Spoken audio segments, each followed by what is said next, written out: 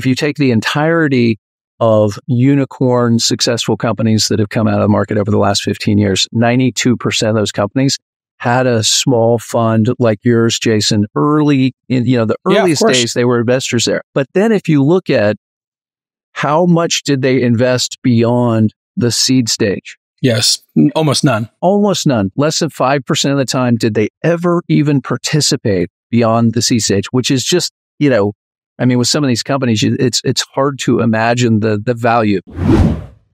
This Week in Startups is brought to you by Northwest Registered Agent will form your company fast, give you the documents you need to open a business bank account, and more.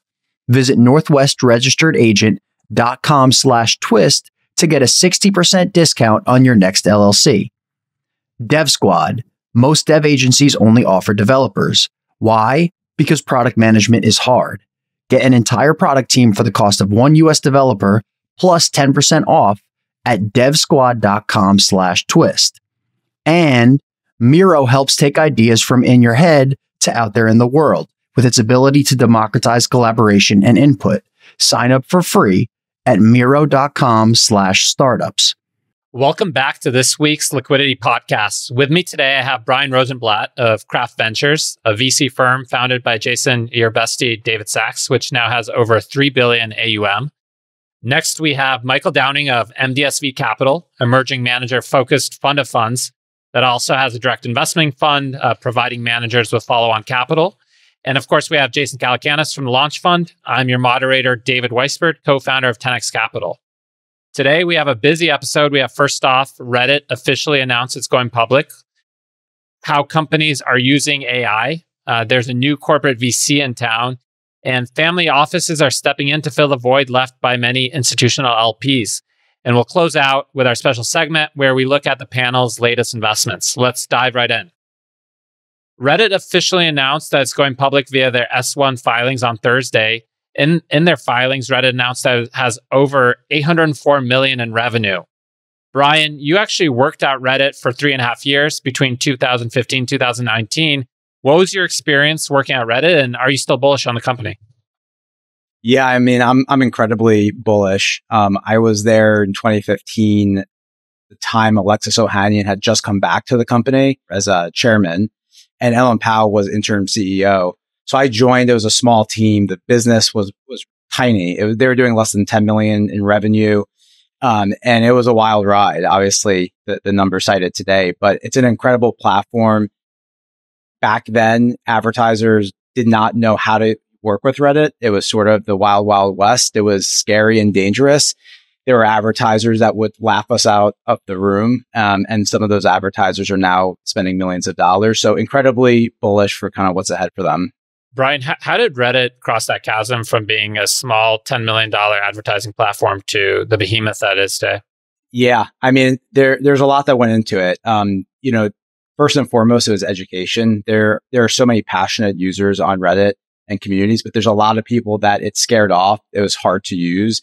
And so it took a lot of education because the people that were buying the ads may not be the exact Reddit user. So there was a lot of education of why Reddit, how it compares to other platforms. There was a lot of hesitations around brand safety. We shipped a ton of features to kind of answer kind of those concerns. And we changed the product a lot. We didn't have our own native mobile app. We shipped that. We did a complete redesign of Reddit to make it more user friendly. And so a lot of work on the product side, but also in just kind of general education. You're one of these VCs that came from the product side. There's many different flavors of VCs. What advantages and disadvantages are there to going from company side, from startup experience? Yeah, I think there's a lot. I really came from the sales side, and as a salesperson at Reddit and Twitter, I would have to identify companies that were growing and that would be good targets to kind of spend time with and sell advertising to. And so early on, I was always picking companies that I thought would get bigger and have bigger ad budgets, and then develop relationships with kind of those advertisers and marketers. And I think that crosses over really well into VC, which is also, a big relationship business, spotting talented founders, building relationships, winning deals, negotiating. And then also just, having empathy around the process of building. Like there's as an operator, there's just so much that goes on, good and bad, and it's a roller coaster, and the frustrations. And I think when talking to a founder and their team, being able to just understand what that actually means goes a long way versus someone who's only been on the investor side of things. And Jason, you've been around Reddit for quite a while. You guys started kind of in the alternative media space, back in the 2000s. What have you seen, and what are your views on Reddit's future?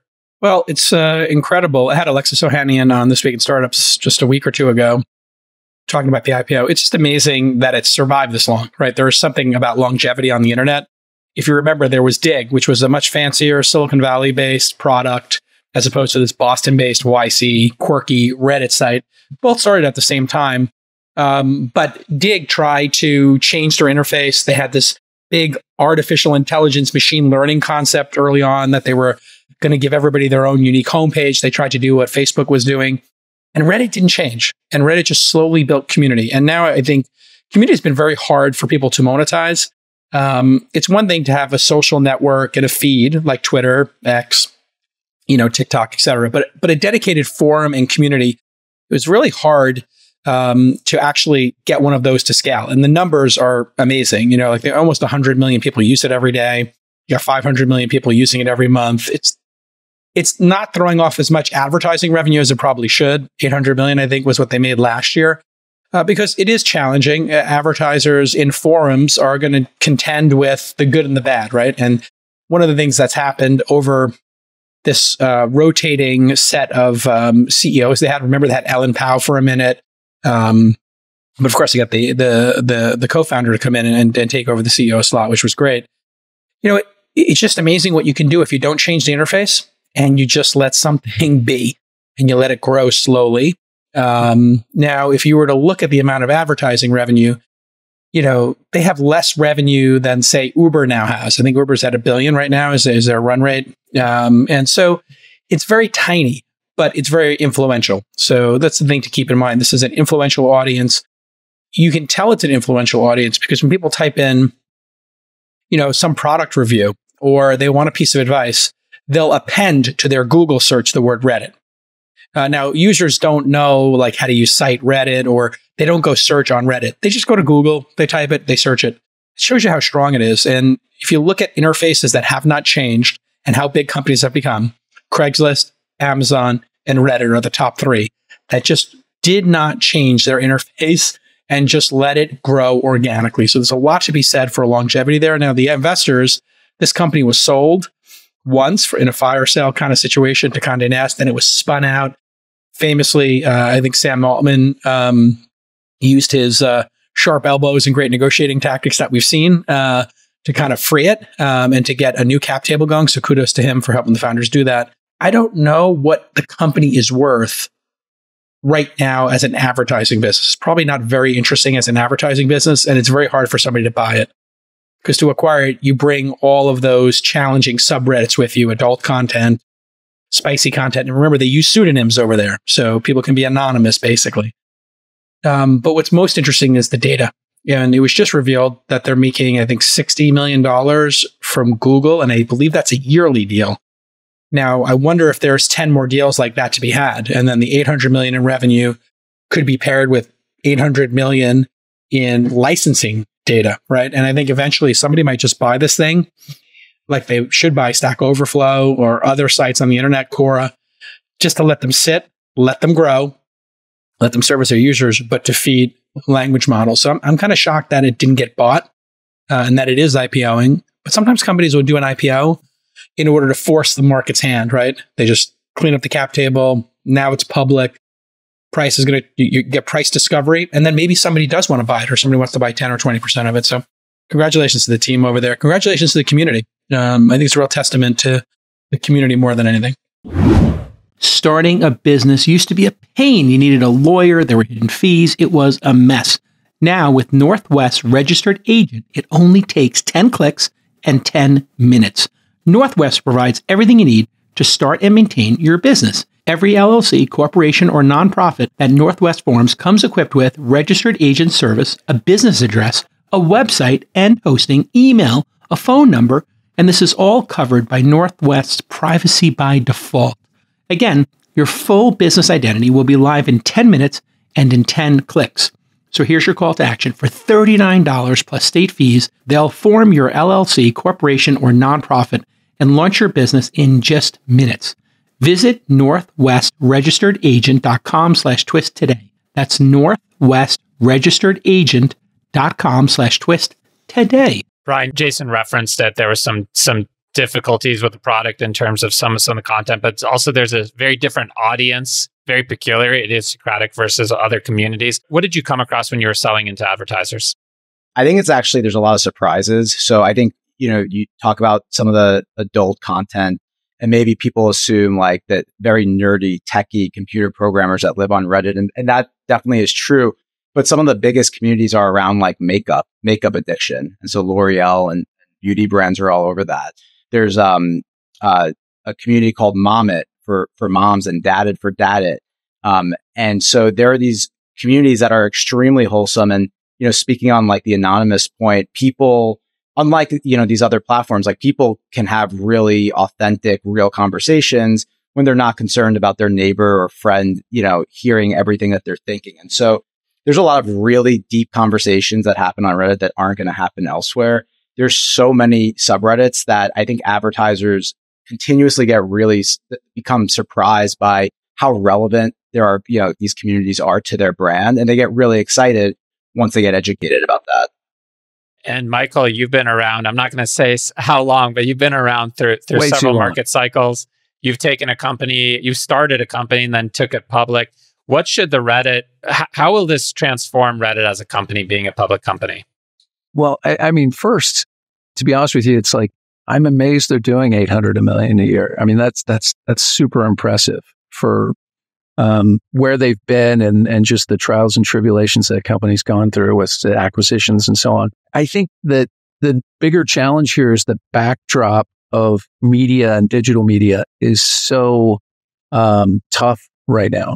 I mean, I think there was an article that just came out in the last 3 days that talked about how the publicly traded large media companies are on average down by about 50% over the last 2 years. And obviously this is, a new kind of platform and different than traditional media. But I think there's, an advertising or purely advertising based business. It's just a tough time to be fighting that fight. And hopefully this training acquisition fee that apparently was 60 million or so from Google, maybe that is a new source of revenue that creates a new layer of opportunity there. But just the overall environment in the ad market is pretty tough at the moment. So it'll be interesting to see how they weather that. Advertising is a scale business these days, is what it comes down to. So you just start thinking about the scale. Those are the two major trends in, maybe there's three. There's scale, there's data,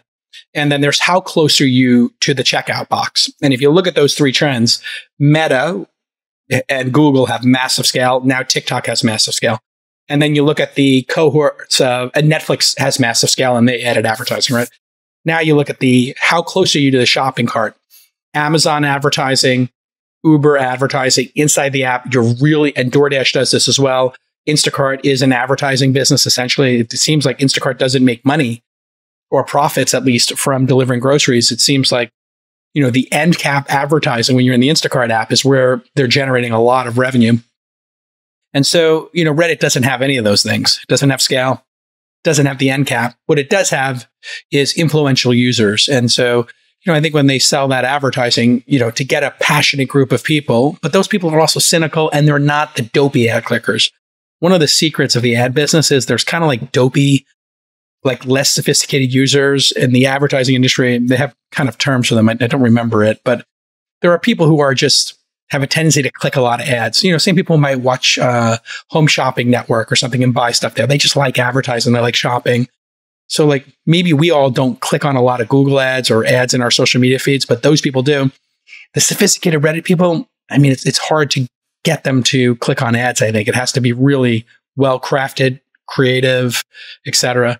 And I think it has to be like really targeted. I think you would agree, Bryan, right? It has to be like they're discerning users, right? They're not like Yahoo users or AOL users clicking on every ad. And yeah, it's definitely a platform where it's less of like a copy and paste your Google ad onto Reddit and you're successful, which was a challenge, especially early on, because we have to convince brands not only to spend money on the platform, but to spend the time and energy to like develop content and ads that work for Reddit. I do think they've convinced the market to do that now, which has been great. So I think you are starting to see really interesting, different ads, and people taking it seriously. But it took a long time, to get to this point. This company would be worth 10 times as much if they just said to the market, we have an ad business. It keeps the lights on. We're building a large language model exclusive to our language model, and you can ask Reddit questions, and nobody else is allowed to have access to this data. Period, full stop. And we're not going to license to anybody. And our LLM is going to be, a great way for you to get answers. And they just, put that answer engine when you search there. And then I think the market, the street would be really like that story. And maybe they put $1 billion into the IPO for them to buy NVIDIA servers and GPUs and get to work on it. Seems like maybe they didn't do that. Steve maybe just thinks the licensing deal would be better. But Steve's been very clear that data is proprietary and you cannot use it. And Elon's been very clear about that with X. And I think a lot of these people are looking at OpenCrawl. They're looking at what OpenAI did. They're looking at what Microsoft did in collaboration with them, and what Google's doing. That OpenCrawl data set probably has a lot of Reddit data in it that is illegally unlicensed in people's models. So it's just something to definitely consider. Is how much revenue they can make from that too. We saw the New York Times OpenAI lawsuit. How much of a lens do you look at that, Bryan, when looking at AI companies? How much is proprietary data driving indicator of value? The data is so key. I think there's very few companies that have like truly unique data at scale, and Reddit is one of those. So that's huge. But I mean, when I'm looking at a startup investment, it's a key question. It's like, well, what's the moat? What's the data moat? Why do you have this that someone else can't get? And most of the time, there's not a good answer. Like it's not super unique. But I don't know, 1 in 10, something like that. There is a good answer for why they have unique access through some sort of partnership or some sort of know-how, or they know this, antiquated industry and have access to this. And those are absolutely, interesting strategies to invest against. And Michael, you're really bullish on AI, and you invest in a lot of AI only funds. What are you looking for early stage funds in terms of AI investments? Yeah, I mean, for us, we think that this is going to develop much the same way in the mid 2000s. When it was mobile and cloud, you had some mobile specific funds and cloud focused funds, and then it became clear that that's in everything, and there kind of ceased to exist those focused kind of thematic funds. We think the same thing's going to happen here, but for the moment, we do think there's certain folks who have a technical advantage when it comes to AI investments. And what we've seen is they're typically individuals who were on like ML ops teams for the last 5 or 7 years, and they've got a level of technical expertise that's pretty unique, that not only gets them into interesting deals, but also kind of creates a network around them of people who have been doing this for a long time.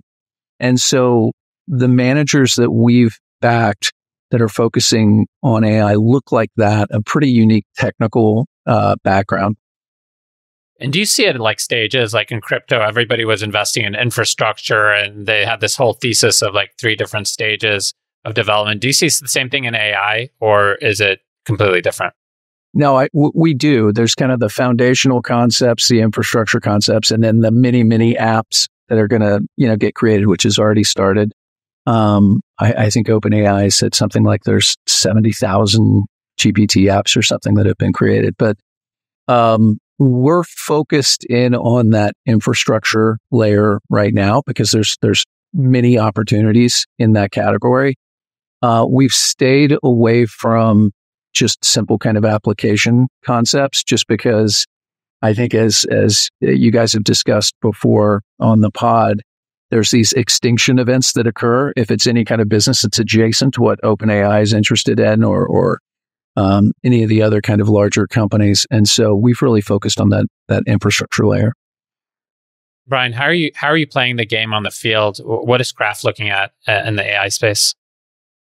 I mean, we're looking at everything, but it is a crazy game to be playing right now. I was saying this earlier today, like it literally feels like you're driving in the storm and you can't really see. It's really hard. And so like what I personally focus on is kind of picking the driver, like focusing on the individual. There's just every single day, every single hour, something changes, completely changes the game.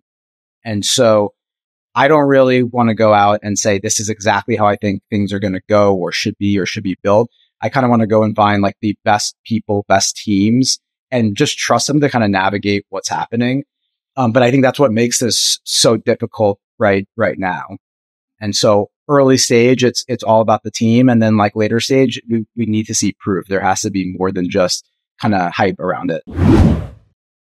Whether you've got an idea or an MVP, the next step is to transform it into a fully fledged, reliable business that can support a growing customer base. And that demands more resources on the product side, of course. And searching endlessly for a rare developer capable of handling every aspect can be time consuming. Or you can quickly build a complete product team and start developing and launching your product with our partner, DevSquad. DevSquad provides an entire development team brimming with elite talent from Latin America. Your specialized team will consist of 2 to 6 full stack developers, a technical product manager, along with specialists in product strategy, UI and UX design, DevOps, and Q&A, all collaboratively propelling your SaaS product towards success. Quickly form a complete product team, align with your time zones, and cost 75% less than an equivalent team based in the USA. With DevSquad, you're guaranteed the flexibility of monthly payments without the burden of long-term commitments and the complexities of coordinating a vast network of freelancers. Choose a team primed for immediate action. Visit devsquad.com/twist and get 10% off your engagement. That's devsquad.com/twist.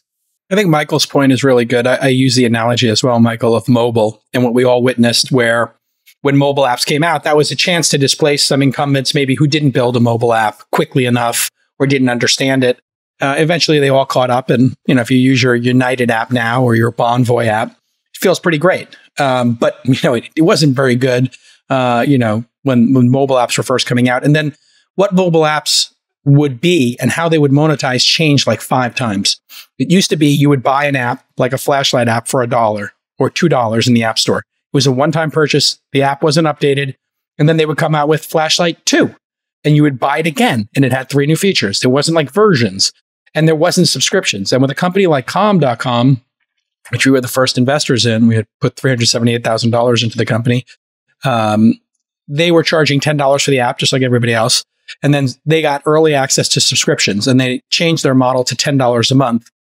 And consumption went up. And when subscriptions came out, things got, really, really popping. And in fact, the App Store didn't exist on the first iPhone, nor did GPS. And so a lot of and payments certainly didn't. And so it took a while, as Bryan is sort of saying. I think that's what's happening. Bryan's right in, AI startups. The products like ChatGPT, Gemini, as we saw, this week with all kinds of weird, woke, funny stuff happening on X that trended, the answers are not good. And, verticalized apps can give good answers. If you ask it to do something very verticalized, very narrow with a great prompt, maybe you can get close to an actionable, reliable answer. But a lot of these things feel like toys and proof of concepts. So I think we've got 3, 4, 5 years of work to do to make these functional apps so that something like Robinhood or Uber, those apps, Instacart, DoorDash, etc. It took a while for the sophistication level of the mobile phones to be able to do those kind of apps. Like it took maybe 4 or 5 generations to have something really good on mobile. I think we're in the first generation right now of these AI companies. Now we're investing in a ton of them. I'd say more than half the companies we invest in are specifically AI related, and 100% of them are using AI to build their companies. So this is the trend. That much is clear. And if you try to do hardware, you missed it. Sorry. NVIDIA is going to run the table. Maybe Chamath will do well with Grok. I suppose he will because he got in 7 years ago. But, I don't know how much hardware opportunity there is right now, or language model opportunity for that matter. I think open source wins that too. So I think it's back to the application layer. I think it's a really good point. I mean, the one thing we've seen that we feel like has been net new and just very unique to observe out there has been, because we offer up an opportunity fund to these small emerging managers, they bring to us some of their fast growing companies. And so we've been able to see just how fast some of these AI companies are growing. And to Jason's point earlier about the companies themselves are using AI products, I mean, what we've seen is like very small teams. I mean, in one case right now, like a 16-person company that's doing over 20 million in ARR, which, and they went from 1 million to 20 million in like 6 months. And, those kinds of numbers are just really unique and not something that we've seen before. Typically, you've scaled out and hired a ton of salespeople and, created a big organization. And, I just wonder if that's going to become more of the norm. Smaller teams, fewer people, but they can actually scale these businesses really quickly, largely based on using AI tools themselves internally. It's definitely the trend I'm seeing. And so the question is, if that is what's happening, what do cap tables look like over the next 5 years, right? Like, yeah, exactly. And when do founders take money? If they have 16 people, like how much investment do they need? If they're paying everybody, let's just say they paid everybody $1 million a year, which I'm sure isn't the case. Right. They'd be $16 million a year. And if they're making 20, they're making 4 million in profits a year. I mean, the case that everybody references a lot out there right now is Midjourney, which I think has 11 full-time employees and is doing over 200 million a year. So if you just think about that for a second, it's like, that's an entirely different reality, for how a startup can scale. So, I mean, it's exciting. It's also a little bit, terrifying as far as, do they need VCs anymore at that point? I mean, are they going to need to raise money? What's the answer? I mean, I think they're not going to need, much venture capital at that point if they're doing over 200 million. I wouldn't assume, but it'll be interesting to watch.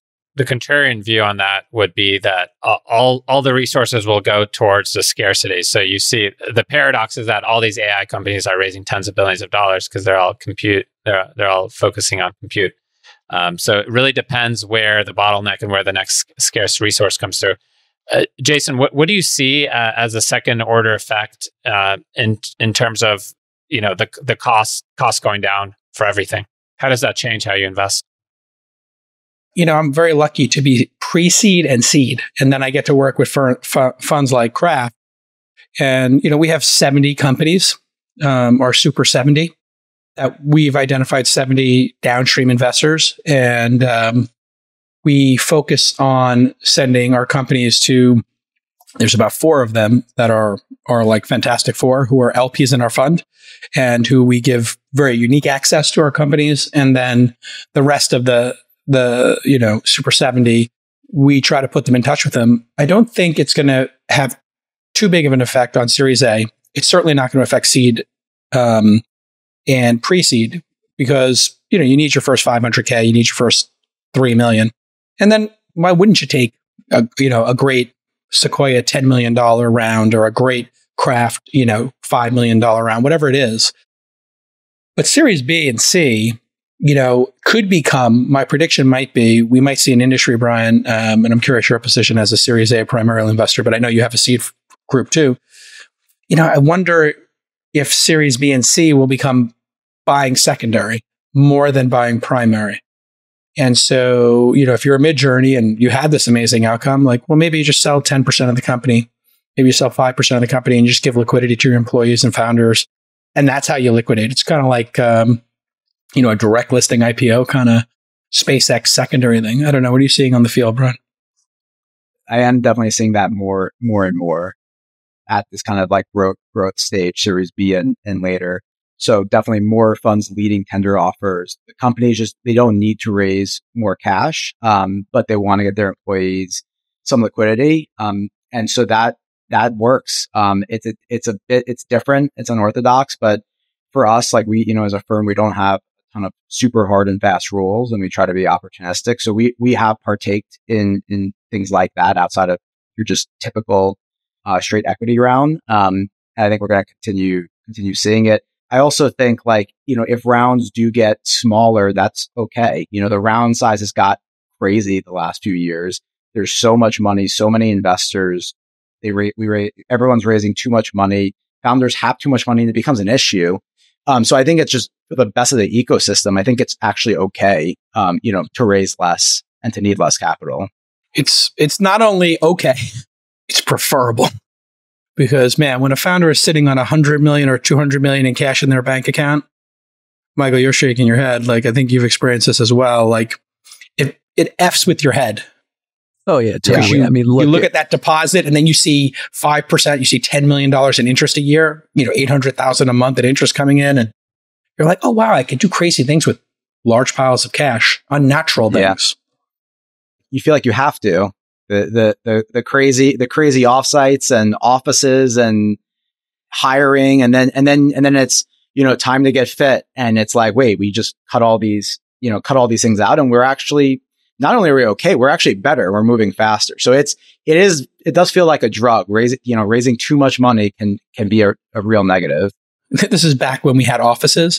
I always knew when a startup was in trouble when the founders were meeting with architects and, designing the lobby or like the open office areas and stuff like that. I'm like, what does this have to do with the business? Like, just find an office space and no, we're creating a culture. We need to have these like pods and we're going to have this area. We have a ping pong table area. And we're going to have this room and that room.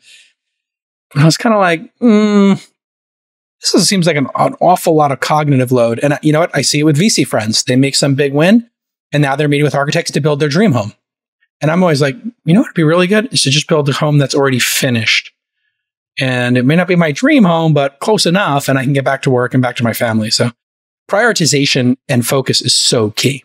Yeah, absolutely. And we just went through so much of that as well. Just too much money in the system and so much questionable judgment. I mean, it's, we feel like we're going to be kind of living through that for at least another quarter or two here. And we certainly see from LPs and institutional LPs, they're still living through, the kind of ugliness of that. So it's definitely a challenge. Bryan, you've seen companies kind of get bloated. Have you seen any companies recover, or is that kind of just, psychologically they're addicted to the money and they can no longer recover? I've totally seen recoveries. And it's amazing, but it's also frustrating that, that it kind of took, a forcing function of the markets to do it. I do think though, there are some teams and some founders where the money, kind of hid the issues and they weren't able to kind of build an efficient business. Like there just wasn't true product market fit.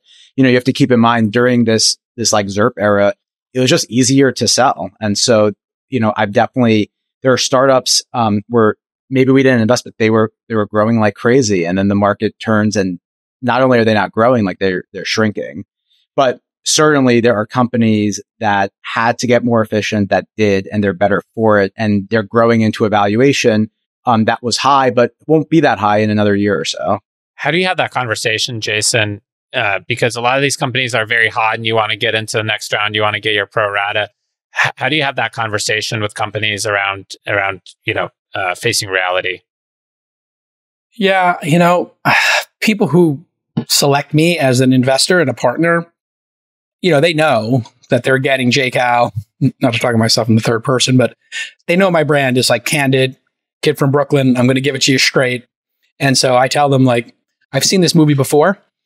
And if you start blowing money this quickly and you take that 100 million and you divide it by 18 months, we're going to be sitting here in month 12 or 14 and you're going to be regretting this decision instead of saying, this is what I need over the next 18 months to accomplish these tasks, and then putting the money out of your mind. And it was the same conversation I had with people about venture debt. Now, sometimes I'm successful. And during this ZERP, I would say 2 out of 3 times I was not. And so I'll give you the perfect example. Every founder of a company without product market fit wanted to add $1 to $5 million worth of venture debt on their round. And David Sachs and I had long talks about this on All In and previously. We're just like, what is editing boards we were on together? Why are we doing this before we have product market fit? We got cash in the bank. what does the $7th million do? We have $6 million in the bank. We're going to add $1 or $2 million in venture debt. Why? Why are we doing this? Because somebody called us up and offered it to us? I saw venture debt go really wrong during the great financial crisis, and I saw it go wrong during the dot-com era. And when the covenants start getting broken, even if you have a no covenant thing, when you can't pay back the bills, man, your whole life becomes trying to negotiate with a bank. And yeah, I think it took 2 years in some cases to convince people. And in many cases, we were not successful. They ran the car off the cliff. We told them that's a cliff, not a bridge. If you keep going that fast, you're going over the cliff. There's not going to be another round of funding for you. We certainly can't do it. We're seed investors. You raised your Series B, and you're racing towards a cliff like Thelma and Louise. Like, is this wise? It's not wise. Take your time. You're what's the rush here? And man, I don't know about you, Bryan, but it's the ultimate frustration of the last couple of years is watching people blow through cash piles, and they're like, "What did I do? I wish I had the incremental 5 million I blew on nonsense." Yeah, and especially with venture debt, when teams and founders confuse the venture debt as like it's more runway, that always it's another drug. So yeah, for all the reasons you and David talked about on All In, we advise founders to be very cautious with it. And there are some businesses and times where it may make sense, but for the most part, founders need to know their bank account, their burn. They need to manage it really, really carefully. And I think founders who grew up in the ZIRP era, didn't realize that until they kind of got smacked in the face with reality. Yeah. If you have a CFO, like a legit CFO, and the CFO tells you, we should have a little bit of venture debt. I've worked with these folks before. I negotiated it. This is standard. That's non-standard. But when a, 15-person company adds $3 or $4 million in venture debt because they think, well, I'm spending $500 a month. That's an extra 6-8 months of runway. That's not what venture debt is for. You have to have profits or, the ability to pay back that debt. That's why you would do it. Founders always ask me for pitch deck punch-ups. Well, I have some great news. We worked with the team at Miro, that awesome whiteboarding software, to create an amazing pitch deck template for founders, which you can see if you're watching the video. This will help bring your pitch from zero to VC ready. And our Founder University participants love this template. They use it all the time. So head to Miro.com/Miroverse and search for pitch deck to check it out. If your team is hybrid or fully remote, Miro is incredibly useful. It's like an old school in-person whiteboarding session, but distributed and asynchronous. Miro lets you brainstorm ideas and collaborate on projects from anywhere in the world. When you think Miro, think 0 to 1, but faster. And Miro is so much more than a simple digital whiteboard. Your team can collaborate on planning, research, design, and feedback cycles. And remember, faster inputs equals faster outcomes, and product velocity is how startups win. So here's your call to action. To access our new Miroverse template and thousands of others, sign up today for a free Miro account at Miro.com/startups. That's Miro.com/startups, Miro.com/startups to sign up for free. Moving on, there's a new corporate venture capital fund in town. We've been talking about AI. The fund is none other than Sam Altman's OpenAI fund. Axios reported that the OpenAI fund, which was set up in 2021, has already invested $175 million in commitments, which includes startups like Descript and Harvey. Noteworthy is that OpenAI's fund has outside LPs, which include none other than Microsoft. Bryan, what do you think about OpenAI's corporate fund? Well, for them, it's a no-brainer. They have maybe the best access to developers and founders building within AI. They know the space probably better than anyone. Unlike a lot of corporate VCs, they have a leader and CEO in Sam who, has a proven track record of being a really good investor and picker of people. So I think it's huge. They also obviously they know their product roadmap. So they have this unique insight into what they're building and what they're not building. And they're going to use that knowledge to decide what to invest in or what not to. Every AI investment decision, I think at every firm, people are going to talk about are they going to build this? Is Sam and is OpenAI going to build this? But OpenAI knows that answer and gets to invest based on that. So I think it's a no-brainer for them. I'm sure we would, as a firm, will be co-investing with them. And I think, as you said, like I don't think they're really raising outside capital, but I'm sure if they were, there would be a line out the door of a ton of demand. Michael, corporate VCs date back to the early 90s. Intel Capital famously was one of the most active investors in Silicon Valley. And then corporate VC really evolved with GV, originally called Google Ventures. What's the pros and cons of taking corporate VC if you're a startup? Yeah, I mean, from the LP position, but also just from being a former operator, I think too often you see founders at too early a stage say, gosh, wouldn't it be great to get validation by having this strategic investor come in, this corporate, and be part of the cap table? And I think what people forget all too often is, the problem with strategics is they're not going to lead a round. They'll probably require a blue chip, lead to be in the round. They're only going to come in once. They're rarely going to follow on in any rounds. And, for the most part, except for perhaps Google Ventures and others, they're very seasonal, meaning when the market is pumping, you see a lot of corporate VCs. When the market is going into a tough macro cycle, you see a lot of those corporate VCs just, lock the door and shut down, as we're seeing right now. And so, there can be some challenging and awkward moments in board meetings when you have a big strategic. If I was right now in this AI space, I mean, me personally, and looking at the funds we invest in, I'd rather have founders, who are pirates, not people pleasers, meaning go out and scare the hell out of the open AIs. Don't go partner and take money from them, especially in a market where they're going to eat up a lot of little application companies along the way.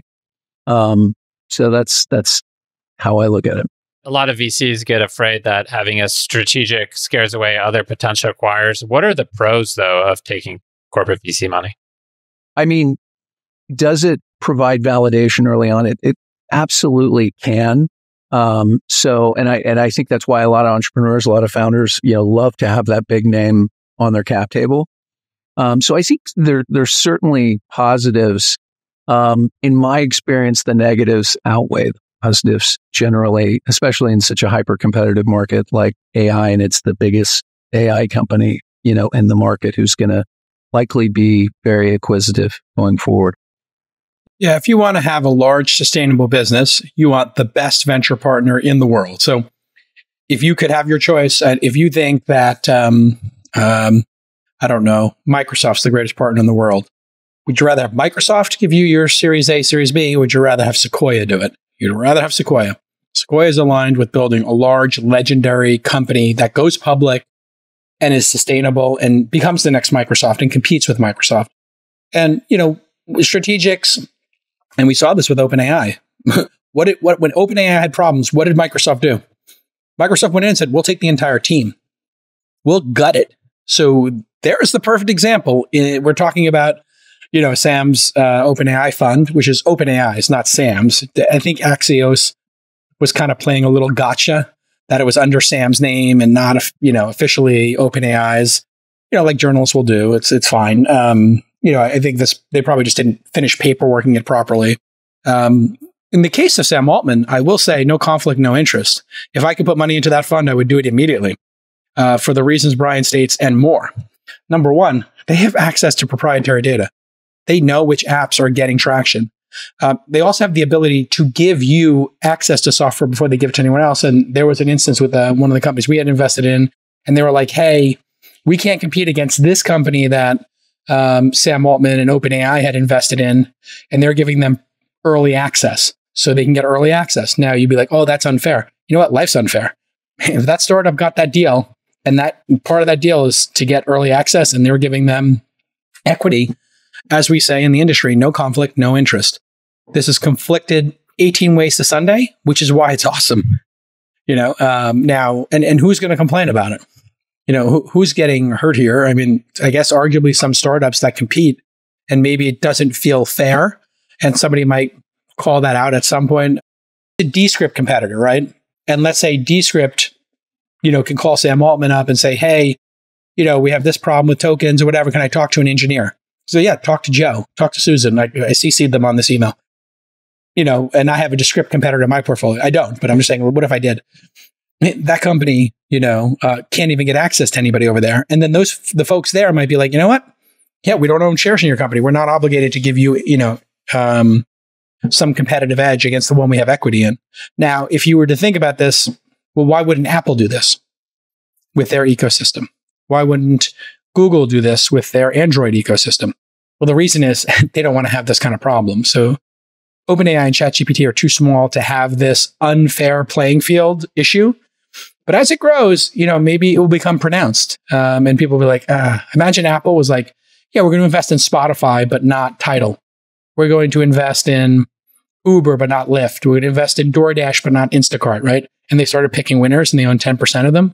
AOL did that back in the day as well. And NVIDIA is doing that now. So conflicts exist in our business. They can lead to great returns. They can also lead to, developers and people they can lead to a lot of bad feelings. So be careful. Bryan, you mentioned you would be an LP in OpenAI if there's an opportunity. Would you counsel your companies to take money from OpenAI? Why or why not? Some of the reasons Michael mentioned, like why corporate VCs could be bad. I mean, what comes to mind to me is if they're asking for these weird special rights, they want a ROFR on acquisition, potential M&A, or they say you have to use us as, your preferred vendor. But if they're coming in with no special rights and they're not going to control the company, they're a minority investor, I think it could be interesting. And I think the companies that they've invested in, like Harvey, I think they may have seeded it, but Sequoia led the A, and I think another big firm did the Series B. So I think the way I'm thinking about them is not as like they are the largest shareholder. They're just a part of the cap table.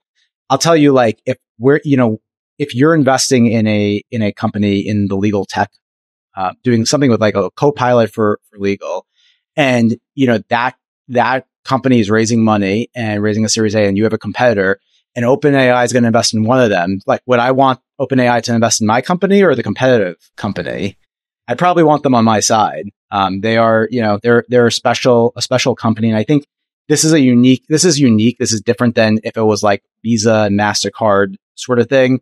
OpenAI, I think, just has such a lead and could be such a kingmaker that it's really strategic to have their involvement, even if it's more from a defensive standpoint. You look at the ecosystem, you have OpenAI, you have Grok, you have Anthropic, you have Google. What's your view on the overall ecosystem and who will be the winner in your eyes? Well, I mean, OpenAI clearly looks like they have the lead, but I think, the players you just mentioned, it seems to be like those are kind of going to be the players, and there's wild cards. Obviously, what Elon's doing with XAI could be a wild card. I think with Anthropic, it's Amazon is a huge investor in that. So time will tell, but this kind of goes back to what I was saying before. Like, it's really hard to predict the future, but OpenAI right now has a huge head start. They're releasing so much product so quickly and have such a talented team that it'd be hard to bet against them. What do you think, Jason? I am long open source, especially because of the controls that, these players are putting on some of these models. So, if you want to, I was asking Gemini today, like, just give me a list of Trump's legal cases. I kind of did this in a trolling way on the All-In Pod. And then I asked ChatGPT, give me a list. And Gemini was like, elections are complex, presidential kinds, blah, blah, blah. You should use Google search. And then, ChatGPT was like, here are the 6 cases where, and here's a link to a story about each one with citations. I think people are going to want to know how these things work. And in order to make really elegant applications in verticals, you're going to need to understand how these models work. So I believe if you're going to build something in accounting and tax, you're probably not going to use ChatGPT. I think you're going to wind up using some open source model with some proprietary data, and that's going to be a better solution for that verticalized app. And then I think there'll just be, just like there is a long tail of open source projects that do really interesting things, I think there'll be an open source of these models, and they'll be faster and better. And I think that's why Apple, you may have seen Apple has an image, open source, Maggie, I think it's called. So Apple just released it. It's terrible. But I opened my Apple photos just the other day, and I had a picture of my bulldogs, and there was that little AI, stars, and I pressed it, and it was like, bulldog. Click here, click bulldog. It takes me to the Wikipedia page for bulldog, or the definition. So even Apple, moving slowly, they have an open source image project. And it's basically to edit, manipulate, understand what's in images, and they're going open source. Now, if you're going to build your next app, you're going to use that, or you're going to use, DALL-E. I think you're going to go open source. So I'm just a big proponent of open source in this case. And also licensing of data is very much an active discussion between the lawsuit with New York Times and OpenAI, Reddit licensing to Google. So I think a lot of the paid models will have issues that the open source ones won't. Michael, what do you think about that? You're talking to all the early stage GPs that are investing in AI. What are the models for the future? How is AI going to monetize itself? Yeah, it's interesting. We had a little get together a couple of weeks ago with some of the managers who are investing in AI, and we actually had Blake Samick from OpenAI, who's the head of product operations, come and talk. And some of the kind of interesting things that came up that I wasn't aware of. I mean, if we think about it for a second, ChatGPT just launched in November of 22. So it's only been out there for, 14, 15 months total.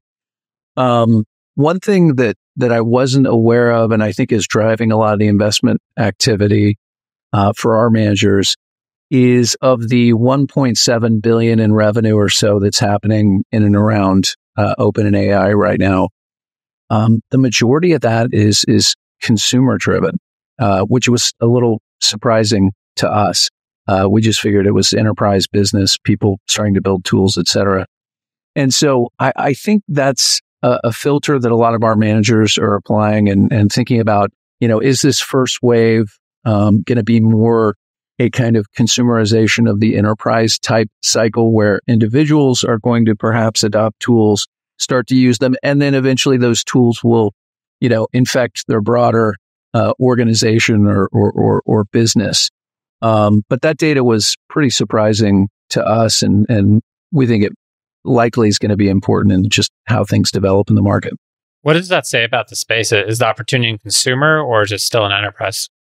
Well, in this case, I think it's not so much it's consumer, because all these are productivity tools or, ways to kind of manage multiple applications or create a single pane of glass to, various applications that you use in your life. And so the way it got filtered in this discussion and we're talking about it is that, more and more of these applications may have a kind of Yammer-esque approach to the market where they get individuals to sign up for them and start using them first as a kind of life hack, and then they make their way into the enterprise. Bryan, your partner, David, obviously founded Yammer, sold it for $1 billion to Microsoft, and another actor in this player. What percentage of your opportunities are you seeing in consumer versus enterprise when it comes to AI? I mean, we're really focused on enterprise B2B, so it's definitely more in that world. So it may be a little skewed because that's really what we're doing. But I have been a bit surprised by how few interesting opportunities I've seen in consumer. I do think that's going to change. Elad Gil had a good article, I think it was him today, but he made the point like ChatGPT, it's still fairly new, and it's changed a lot of things. And oftentimes it takes 6 to 12 months for an employee at Google or wherever to decide like they're going to quit their job and go all in on AI and start building things. So I think like the next year is going to be really interesting to see what types of companies get built. I think we're still super early there. Jason, you're looking at startups at the very infancy. Sometimes it's just a couple of people and an LLC. Are you seeing more opportunities today, 2024, in consumer or in enterprise? Yes. I mean, it's, you have second and third time founders really like to go enterprise because they probably did something in consumer and they realize consumer is lightning in a bottle, 1 in 100, figure something out, and it becomes really big. And then enterprise, probably, I don't know, 1 in 4 or 5 have a great outcome.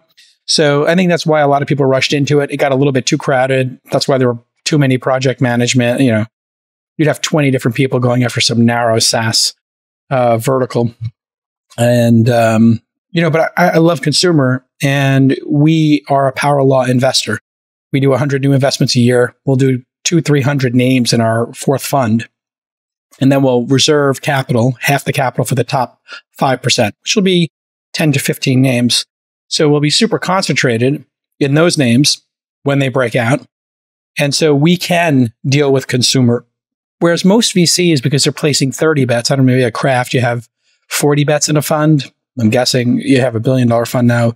And they also have multiple vehicles. But, if you're a classic $400 million, $600 million fund, I think you probably have 40 names in it, most typically. Michael, you might know, actually, what the numbers are now. But thinking like, Mark Suster at Upfront or Fred Wilson at Flatiron. I'm sorry, Union Square now. And so, what are the chances of hitting a 1 in 100, hitting a Twitter? Listen, Fred hit it. So a lot of people just go for the enterprise ones because the hit rates are so much better. But you're not hitting half-court shots. You're not hitting threes. So if you think about this, maybe enterprise is the layup of venture and consumer is the three-point shot. And you get paid a much bigger premium. If you look at my biggest hits, Uber, Robinhood, Calm, those are all consumer, Thumbtack consumer. And then if you go, thanks for knowing my portfolio. No, but then I have DataStax and, Grin and Density, all unicorns, and those are in B2B. So, you can play either game. I let the founders tell us where the world is going. I have that humility in the second decade of being a capital allocator. It's not about what I think. It's about what these founders think they want to build, how passionate they are about it, and how well they know the customer base. Bryan, Jason called you out on portfolio construction. So let's talk about Craft's portfolio construction. How do you look at that, and how flexible is your portfolio construction? It's flexible, and it changes based on the market. There are times where it makes more sense to be more focused on Series A or Series B, and then sometimes it doesn't. Like, we are always looking at the risk reward based on the market, based on the space right now. So with, for example, with AI, personally, I'm probably more excited at the earliest stage, seed stage, or growth when there's a lot of more proven metrics. That's the Series A and Series B. We're gonna do them, but they're harder. So it is because they're overpriced and without traction. Very little traction, overpriced, lots of hype. Everyone has an AI fund. Everyone's investing in AI. It's the craziness again. And it's hard. It's really hard. I think the more we learn about AI every day, I think there's more and more questions, that come up. It's very different than a lot of other, areas and sectors where we're getting smarter and smarter every day. I feel like there's more questions every day. So it makes it really hard to pick that Series A stage, especially right now. But when you look at your portfolio construction, are you still kind of general as $1 billion fund? Are you still looking for one company to return the fund? Do those metrics change with fund size? Yeah, definitely. Because there are companies that sometimes I will see where I like the founder. I think they're gonna have a good outcome, but it's not going to be big enough to return the fund. If we don't invest in a company unless we think it has the potential to return the fund. So we will pass on things that could be, good outcomes for the founder, or for smaller funds, but they're not deals that we will do. Our sweet spot, we will lead C deals, Series A, Series B, and then anything beyond that will go into the growth fund. Michael, you're working with much smaller managers. Some of your managers are 20, 30, $40 million. How does that change your portfolio math on your managers? Well, we have a pretty specific approach and a specific strategy that we apply here. We're going into approximately 24, 25 of these small funds. They're all 60 million or less. Many of them are 20 million, 30 million. They average right around 30 million in size. And, there is the allocation to those fund managers. And then, specifically, we have the kind of opportunity fund for the broader community of managers as well, which is basically a direct investment fund for the follow-ons into the outliers that come out of those portfolios. And so for us and for our LPs, it's the combination of these two things that create the opportunity. A really steady, predictable, call it 3.5x return on the emerging manager funds, and what we kind of underwrite at a 4 to 6x return on the direct investments that go into the outliers from those portfolios. I'm curious, what is the name for that, your type of fund, Michael? Because I know what fund to fund is, and we know what a GP is, and what do you call these funds specifically designed to be help with pro rata? Changed it up a little bit because the fund to fund part of it, meaning the capital that goes into the small emerging manager funds, we charge no fees on. No management fee, no carry. And so when LPs come in, part of their capital is going to that, and part of their capital is in this kind of direct allocation that's just going into the outliers that come out of the portfolio. We're only charging fees on the direct investment part of it. And the reason why we did that is we had feedback from LPs from the beginning. It's nobody likes doubling up of fees or seeing them stack since the managers themselves charge fees.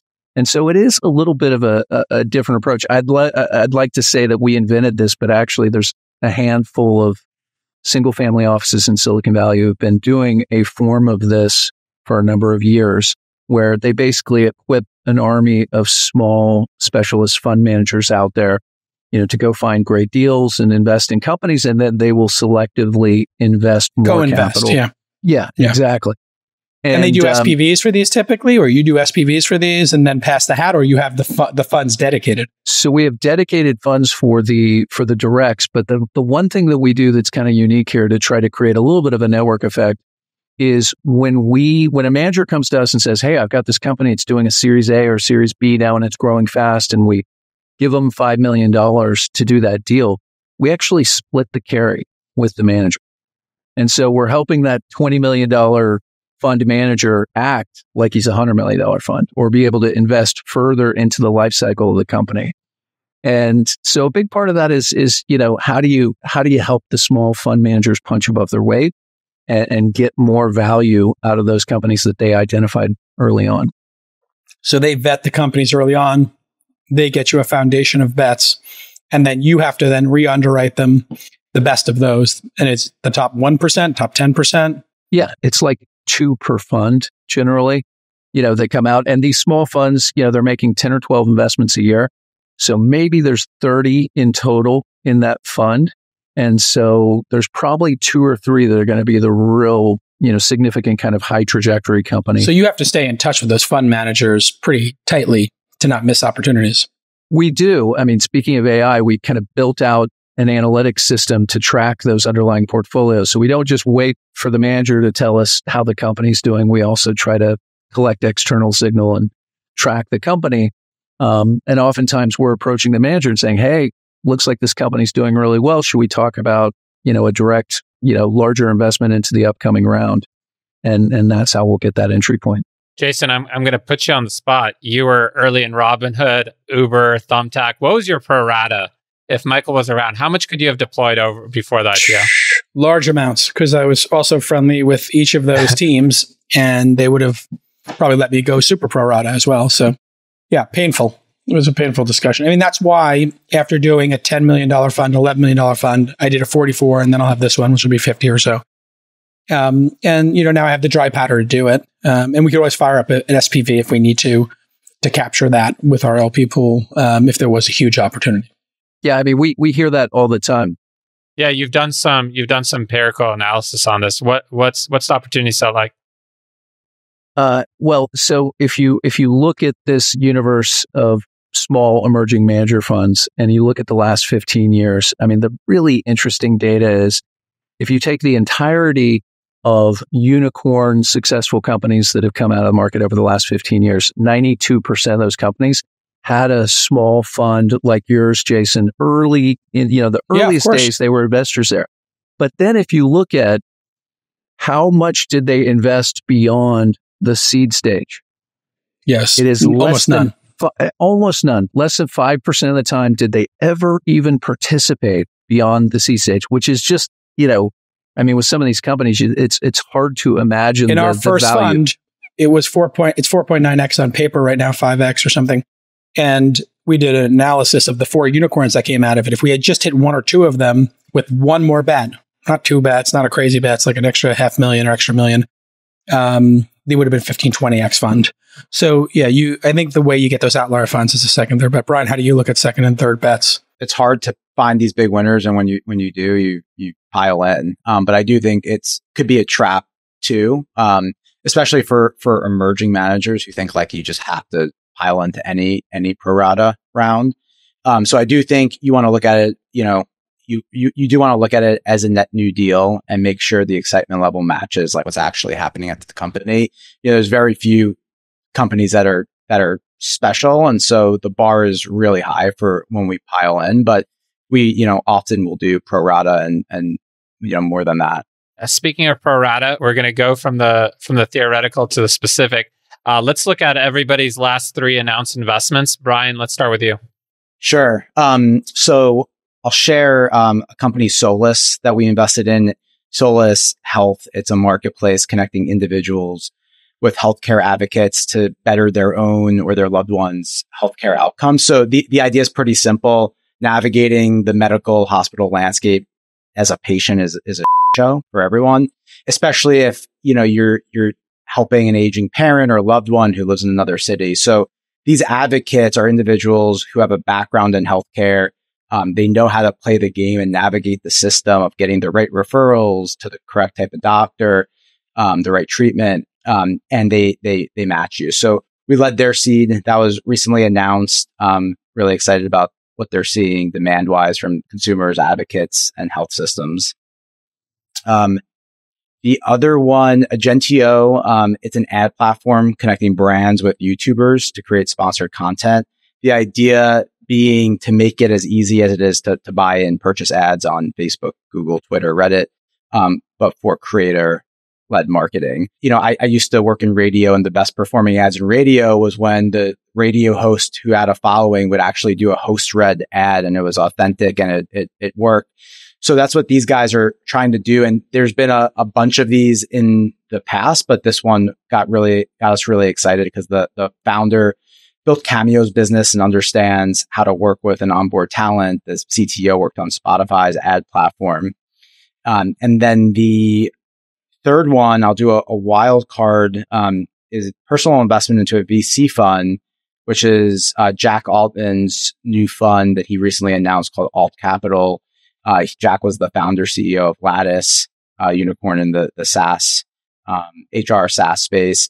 I love backing operator turn investors and really excited to invest in his fund one and excited to see where this goes.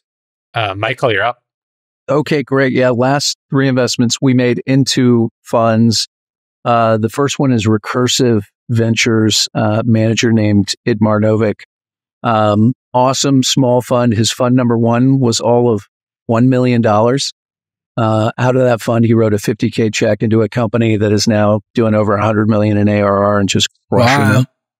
Yeah. And so Idmar's got a really unique background in that he's been an operator who took a company public, but he's also been in the venture world and was briefly with Morgenthaler Ventures, and just an incredibly smart and scrappy guy who continually finds great deals. The other funds that we've announced, Original Capital, which is actually a generalist fund, but a team with a super interesting background and amazing track record and kind of a unique skill set.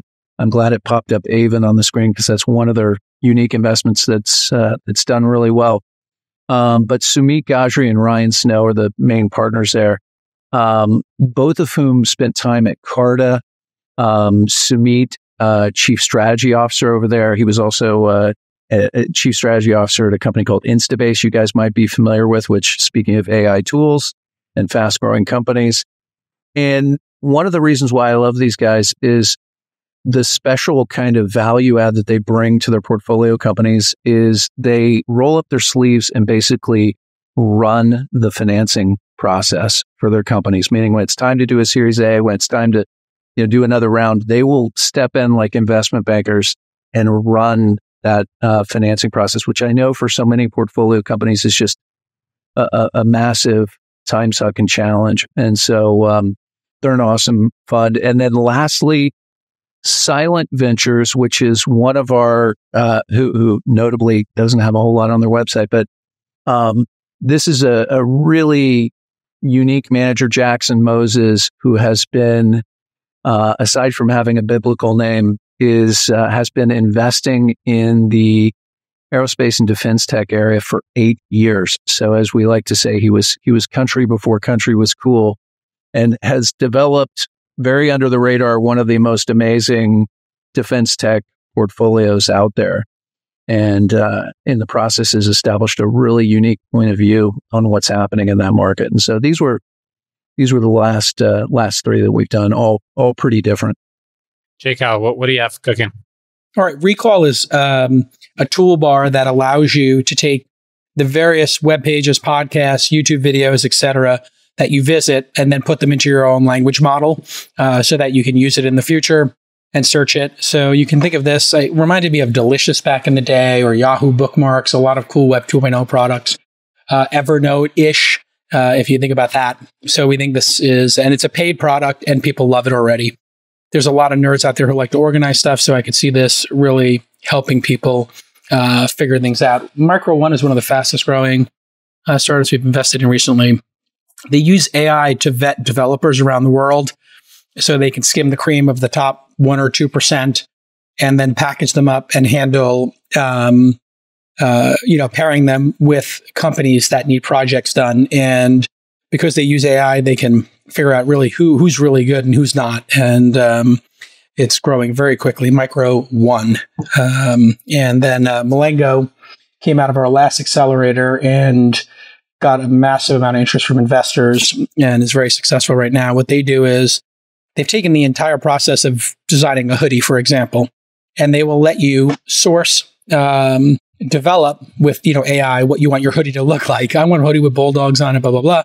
It makes the hoodie. And then they will help you pick the fabrics, et cetera, because they have all of that stuff abstracted in the data from the factories. They'll help you finance it, and then they'll actually pair you, manufacture it, and get it to your distribution center. So anybody who wants to create products and merch, or even a whole business, they're going to be like your soup to nuts platform for doing that, powered by AI. Those are my top 3 for this week. Excellent. Well, it's been another great episode of the Liquidity Podcast. AI has truly taken over everything. For Bryan Rosenblatt, Michael Downing, Jason Calacanis, this is your host, David Weisburd. Thanks for listening.